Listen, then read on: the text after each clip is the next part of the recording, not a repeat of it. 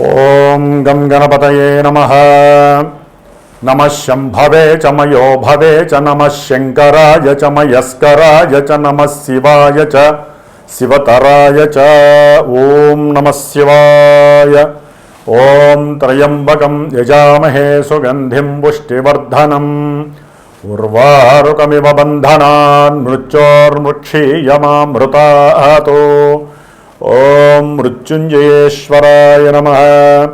ఓం శమగ్నిరగ్నివిష్కరశ్చన్నస్తపతు సూర్యః శంబాతో వాత్వరప అపస్రదః. ఓం శం శనైశ్చరాయ నమః. జ్ఞానసిద్ధిని వీక్షిస్తున్నటువంటి ప్రేక్షకులందరికీ కూడా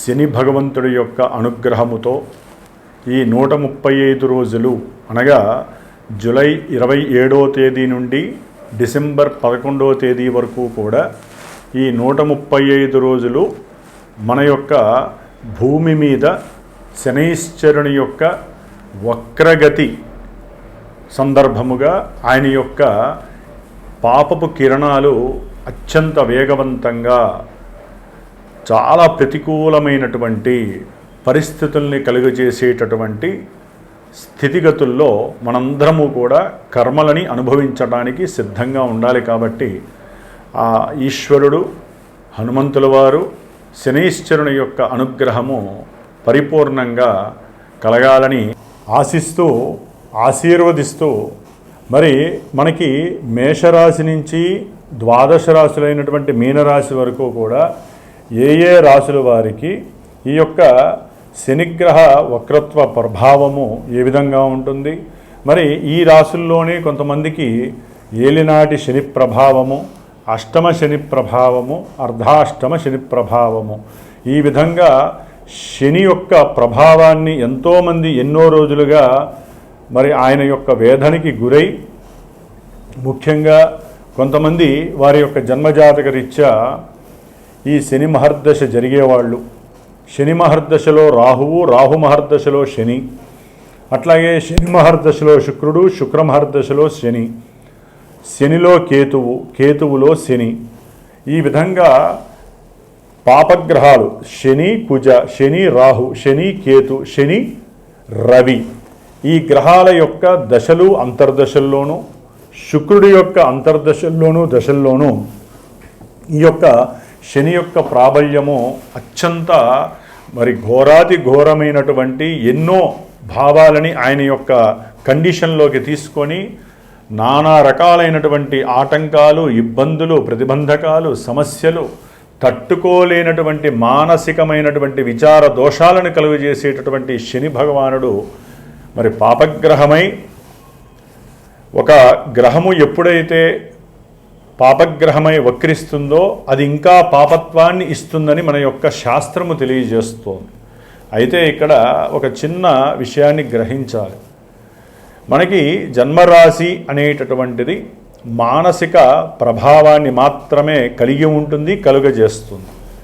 కానీ జన్మజాతకము అనేటటువంటిది మనం పుట్టినటువంటి ప్రదేశం ప్రకారం, మనం పుట్టిన సమయం ప్రకారం, తేదీ ప్రకారము ఒక లగ్నము ఆచ్ఛాదనై, ఆ లగ్నం నుంచి ఈ శని భగవానుడు 1వ స్థానమా, 2, 3, 4, 5, 6, 7, 8, 9, 10, 11, 12 ఈ ఏ భావాలకి ఆయన ఆధిపత్యం కలిగి ఉన్నాడు, శుభగ్రహ భావాలకి అశుభగ్రహ భావాలకి ఆధిపత్యం పట్టి ఉన్నాడా, దీన్ని కూడా లెక్కలోకి వేసుకుంటూ మరి ఆ లగ్నం నుంచి ఈ శని యొక్క సిచ్యువేషన్స్ ఏమిటి, ఏ భావాల్ని ఆయన ఆధారపడి ఉన్నాడో గోచారంలో ఆ భావాలకి తగ్గట్టుగా మానసిక విచార దోషాలని కలుగజేస్తాడు ఈ శని భగవానుడు.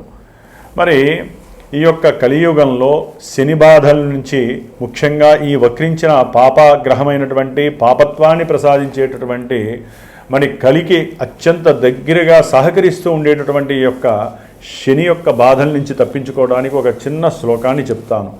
కర్కోటకస్య నారస్య దమయంత్యా నలస్య చ ఋతుపర్ణస్య రాజర్షే కీర్తనం కలినాశనం. అంటే మనకి అందరికీ తెలిసినటువంటి విషయం నల దమయంతుల యొక్క చరిత్ర.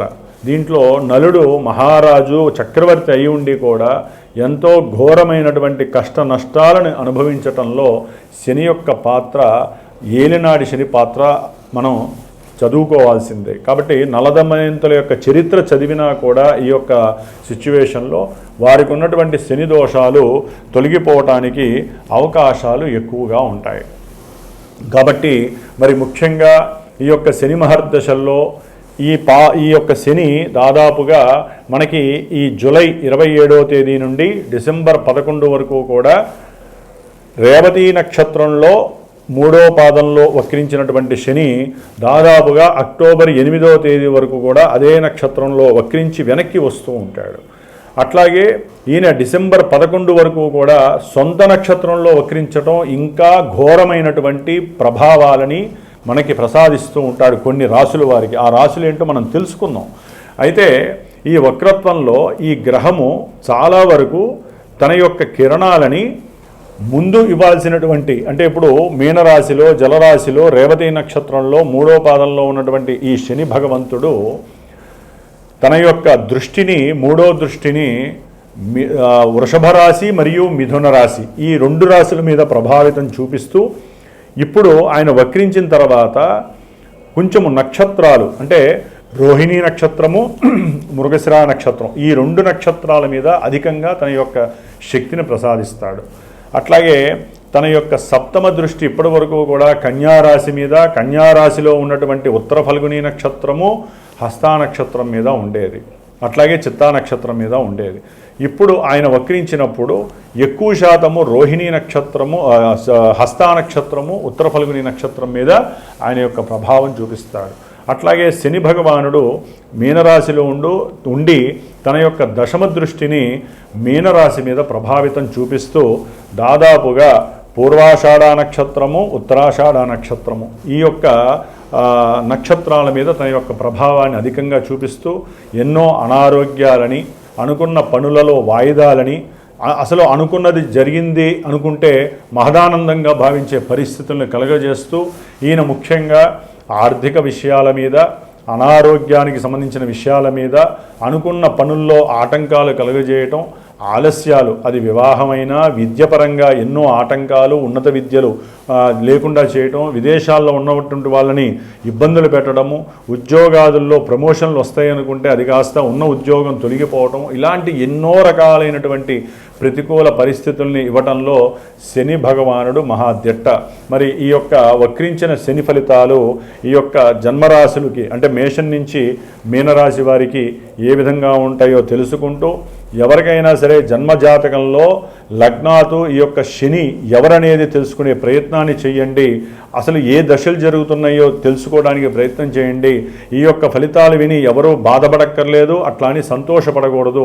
జన్మజాతకరీత్యా మాత్రమే దశలు, అంతర్దశలు మనల్ని యాక్టివేట్ చేస్తూ ఉంటాయి. కాబట్టి కొంతవరకు ఈ శనిచ్చే ఫలితాలు ఏ ఏ రాశుల వారికి ఏ విధంగా ఉంటాయో తెలుసుకుందాం. ఓం శం శనైశ్చరాయ నమః. ఓం శం శనైశ్చరాయ నమః.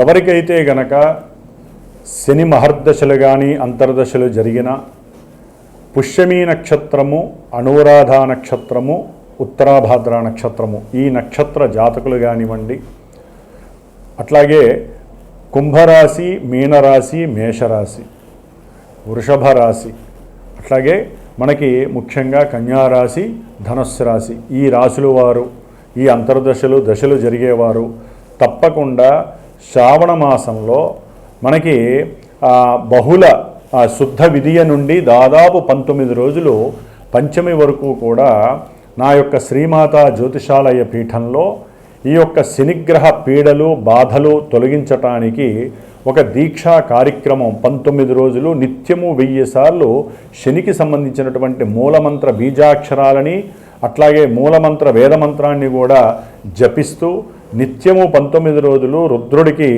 శనిగ్రహ పాశుపత రుద్రాభిషేకాన్ని ఆచరిస్తూ ఎవరైతే ఈ యొక్క శని బాధలు అనుభవిస్తున్నారో, ఇప్పుడు చెప్పబోయేటటువంటి కొన్ని రాశుల వారికి ఏ విధమైనటువంటి సమస్యలు అయితే కలుగుతున్నాయో ఆర్థికంగా, విద్యపరంగా, కళ్యాణపరంగా, అట్లాగే ఉద్యోగపరంగా, వ్యాపార రీత్యా, సంతానపరంగా ఆలస్యాలు కానీ ఆటంకాలు కానీ జరుగుతున్నాయో వారు గనక నా యొక్క పీఠానికి ఫోన్ చేసి సంప్రదిస్తే గనక విశేషముగా ఈ 19 రోజుల్లో నేను చేసేటటువంటి ఈ యొక్క జపాన్ని, విశేషమైనటువంటి పాశుపత రుద్ర అభిషేకాన్ని, ముఖ్యంగా ఎవరైతే ఈ యొక్క కార్యక్రమంలో తమ యొక్క గోత్రనామాదులు ఇచ్చి పాల్గొంటారో వారికి శనిగ్రహ రక్షా కవచాన్ని విశేషంగా ప్రసాదించి ఈ 19 రోజుల్లో ఒకరోజు మందపల్లి స్వామివారి యొక్క దివ్యక్షేత్రంలో ఆ స్వామివారి దగ్గర ఆ యొక్క రక్షా కవచాల్ని చక్కగా స్వామివారికి అభిషేకంలో ఉంచి విశేషముగా వీలుంటే అక్కడ హోమాన్ని ఆచరించి ఆ యొక్క ప్రసాదాన్ని మీకు చేరవేసేటటువంటి బాధ్యతని స్వీకరిస్తున్నాను. కాబట్టి దీనివలన విశేషమైనటువంటి శనిగ్రహ అనుగ్రహం కలిగి ఎంతటి కార్యాన్నైనా సరే జయించేటటువంటి పరిస్థితి కలుగుతుంది. ఎటువంటి మృత్యువునైనా సరే మనం తప్పించుకునేటటువంటి పరిహారము మనకి ఈ యొక్క రక్ష ద్వారా మనకి లభిస్తుందని ఆశిస్తూ ఆశీర్వదిస్తూ మరి మేషరాశి వారి గురించి, మీనరాశి వారి గురించి కూడా ఈ మధ్యలో ఉన్న రాశుల గురించి మనం ఇప్పుడు చర్చించుకుందాం. మకర రాశి వారికి ఆ రాస్యాధిపతి మరి రెండో ఇంటికి అంటే కుంభరాశికి అధిపతి, రెండింటికి శని భగవానుడే అధిపతి. మరి ఈయన 3వ స్థానంలో ఉండి ఇప్పటి వరకు వీరు అనుకున్నటువంటి ప్రతి కార్యక్రమంలో వెన్నంటి నేనున్నానంటూ ప్రతి కార్యక్రమానికి ఆర్థిక పరంగా కానీ, కుటుంబ పరంగా కానీ, వీరి ఆరోగ్యరీత్యా కానీ, అనుకున్న సంకల్పాలు కానీ ఏదైనా సరే నిదానంగానైనా సరే వాటిల్ని సిద్ధింపజేస్తూ ఎంతో ఆర్థిక లాభాలను కూడా కలుగజేశాడు ఈ శని భగవంతుడు. ఇప్పుడు వక్రిస్తున్నాడు జూలై 27 నుంచి డిసెంబరు 11వ తేదీ వరకు. అందులో అక్టోబర్ 9 వరకు ఆయన షష్ఠాధిపతి మరియు భాగ్యాధిపతి అయినటువంటి బుధుడు, వ్యాపారకారకుడు, బుద్ధికి తెలివితేటలకి కారకుడైనటువంటి బుధుడు యొక్క నక్షత్రంలో వక్రించి శని భగవానుడు ఉంటాడు. దీని ద్వారా వీరికి వ్యాపారరీత్యా ఏదైనా శత్రుత్వ బాధలు ఉన్నా అవి కాస్త ఒకంతకి తొలగిపోయే అవకాశాలు ఉన్నాయి. వ్యాపారంలో ధనపరంగా మంచి భాగ్యాలను కూడా కలుగజేస్తాడు. అనుకున్న సంకల్పాలు కొంచెం విభేదించవచ్చు, జరగకపోవచ్చు. కుటుంబం మీద ఈయనకి ఒక రకంగా చెప్పాలంటే ఏలినాడి శని ప్రభావంలో ఆయన కొంత తన యొక్క ఎఫెక్షన్స్ కలుగజేస్తాడని చెప్పుకోవచ్చు. ఎందుకంటే ఆయన ఉన్న స్థానం నుంచి వెనక్కి అంటే వేరే ఇంట్లోకి రాకపోయినా ఆయన యొక్క కదలిక వెనక్కి ఉంటుంది కాబట్టి ఆయన యొక్క సెగ కిరణాలన్నీ కూడా వెనక 2వ స్థానం మీద పడుతూ ఉంటాయి.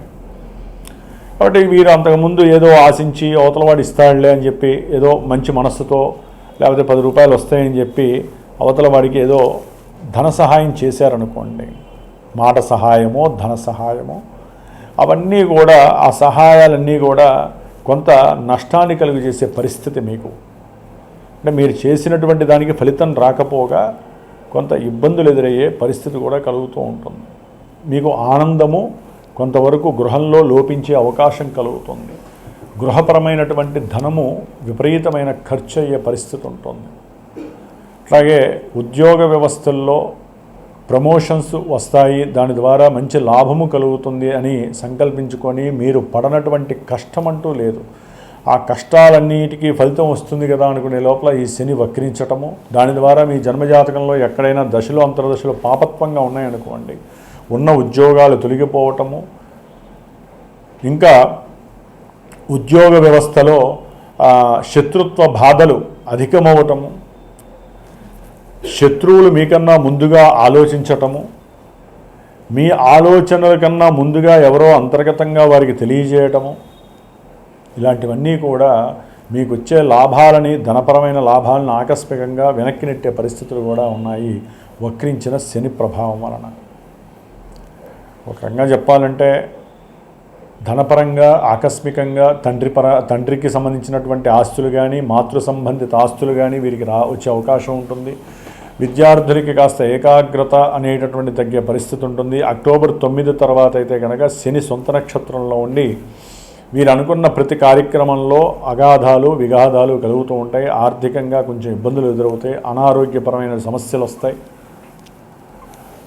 అట్లాగే శని భగవానుడు ఆయన యొక్క దృష్టి ఇప్పటివరకు భాగ్యస్థానం మీద ఉండేది కన్యారాశి మీద, ఇప్పుడు అష్టమ భావమైనటువంటి సింహరాశి మీద కాస్తంత పడే అవకాశం ఉంటుంది. కాబట్టి తండ్రి గారి యొక్క ఆరోగ్యరీత్యా కొంత ధనము వ్యయమవటం, ప్రయాణాలు అధికమవటం, దాని ద్వారా ప్రయాణాల ద్వారా ధనము ఖర్చు అవటం, శరీరం అతలాకుతలం అవటం, ఇలాంటివి కూడా జరిగే అవకాశం ఉంటుంది. విద్యార్థులు కూడా విద్య యందు కాస్త మనసు ఏకాగ్రత చేయాలి, అనుకున్న సంకల్పాలు జరగకపోవచ్చు.